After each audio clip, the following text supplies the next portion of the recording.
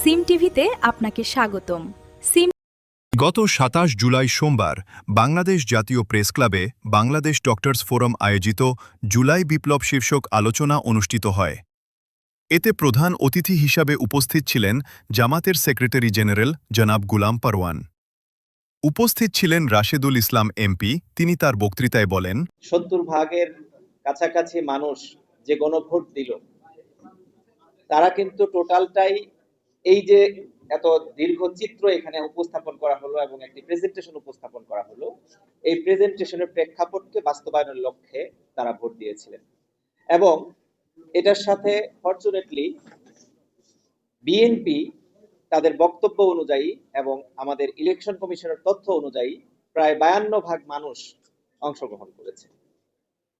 এই হিউজ সংখ্যক মানুষ যারা এত বিশাল ম্যান্ডেট পেল, সেই মানুষরাই আজকে এই হত্যাকাণ্ডের ঘটনা ভুলে গেছে।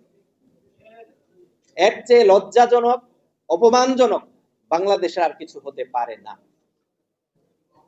যদি আমরা দেখতাম, আশ্বস্ত হতাম, সরকার ক্ষমতায় আসার পর এই জুলাই গণ অভ্যুত্থানে সবচেয়ে বেশি ভূমিকা কারা রেখেছে, তাদের একটা অগ্রাধিকার লিস্ট তৈরি করত, তাদেরকে ধারাবাহিকভাবে সংবর্ধনা দিত।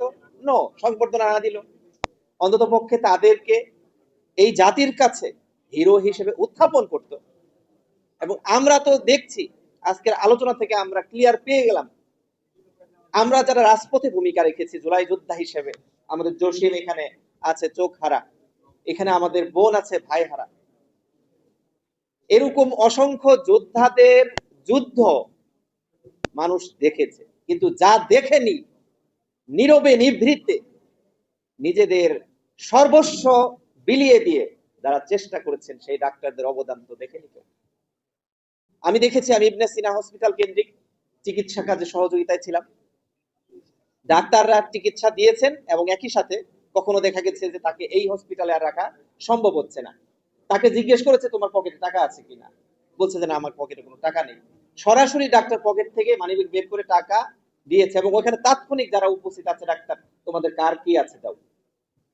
অর্থাৎ এখানে কোনো হিসাব কিতাবের প্রয়োজন বোধ করে নাই, তারা দেখেছে এটা প্রয়োজন, বেসিক নিডস। আর আজকে আমার আগে বক্তা যিনি বলে গেলেন যে এরকমও ডাক্তার পাওয়া গেছে এই সমস্ত চিন্তাধারার বিপরীত অবস্থান গ্রহণ করেছে। আমরা এই সব কারণে লজ্জা বোধ করি এবং এখনো এজন্যই সরকারের প্রতি আমাদের উদাত্ত আহ্বান। দুঃখজনক হলেও সরকারের কর্ণকুহর পর্যন্ত এই আহ্বানগুলো পৌঁছচ্ছে না। আমরা এজন্য সমস্ত জনতাকে দৃঢ়তার সাথে অবস্থান গ্রহণ করার জন্য অনুরোধ জানাচ্ছি। জুলাইয়ের অবদানকে স্বীকার করে নিয়ে এই জাতি একটি নতুন গণতান্ত্রিক ব্যবস্থা রচনা করেছে।